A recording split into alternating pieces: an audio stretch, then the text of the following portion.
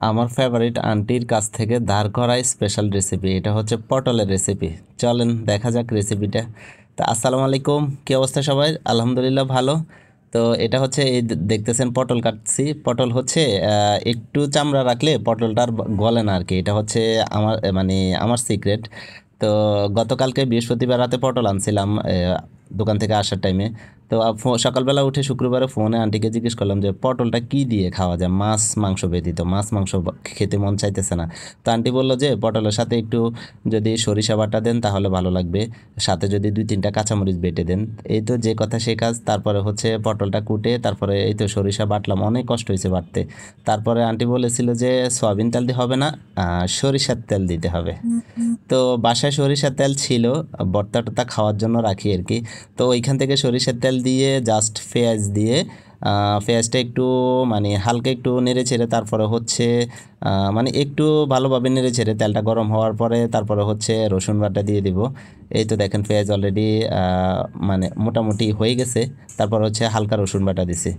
রসুন বাটা দেওয়ার পরে হচ্ছে ভালোভাবে নেড়ে একটু পেঁয়াজটা যখন একটু বাদামি কালার হয়ে যাবে মানে হওয়ার জন্য ওয়েট করতেছি। ওয়েট হওয়ার পরে কাঁচামরিচ দিয়ে দিলাম। কাঁচামরিচটা মনে হয় একটু বেশি হয়ে গেছে, কারণ অলরেডি সরিষার মধ্যে কাঁচামরিচ 3-4টা দেওয়া হয়েছিল। বাইরে ভাই সরিষা বাটতে যে কষ্ট হয়েছে, যা খাইতে তো হবে, আন্টির রেসিপি বলে কথা। তো তারপরে এই তো এগুলা ভালোভাবে পেঁয়াজ রসুন এগুলা ভালোভাবে কষিয়ে তারপরে হচ্ছে এই তো ওই পটলটা দিয়ে দিলাম। পটলটা একটু মানে একটা পটলের 4 পিস করছি, চামড়া রাখছি যে আর পটলটা গলবে না। এই ট্রিক্সটা আপনারা ফলো করতে পারেন।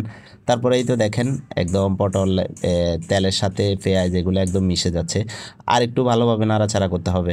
তারপরে হচ্ছে এই তো সরিষা বাটাটা দিয়ে দিছি, মানে অলমোস্ট 50% হয়ে গেছে পটলটা। তারপরে সরিষা বাটাটা দিয়ে দিছি। আন্টি বলছিল যে গুঁড়া মরিচ দেওয়ার জন্য হালকা, আমি আবার ওই গুঁড়া মরিচটা স্কিপ করছি, জিরের গুঁড়া ইউজ করছি, গুঁড়া মরিচটা স্কিপ করছি। তো গুঁড়া মরিচ এমনিতে বাজির মধ্যে দিলে ভালো লাগে না। আর একটা জিনিস থিঙ্কিং হচ্ছে যে ওই মরিচ তো বেশি দিয়ে দিছে, এমনি জাল হয়ে যাবে মনে হয়। তো মোটামুটি এই তো দেখেন হওয়ার পথে। এখন হচ্ছে একটু ভালোভাবে মানে তেলের মধ্যে ভাজা ভাজা করব। যাক, অবশেষে রেসিপি রেডি। ও মাঝখানে আবার আমি ধনিয়া পাতাও দিছিলাম। তো এই তো বাটির মধ্যে নিয়ে একদম রেডি। স্পেশাল ধন্যবাদ আন্টি আপনাকে, যে খুব মানে ভালো একটা রেসিপি সাজেস্ট করার জন্য। অনেকগুলা ভাত খাইছি আজকে এটার সাথে আর পাতলা ডাল দিয়ে। তো সবাই ভালো থাকবেন, সুস্থ থাকবেন, আল্লাহ হাফেজ।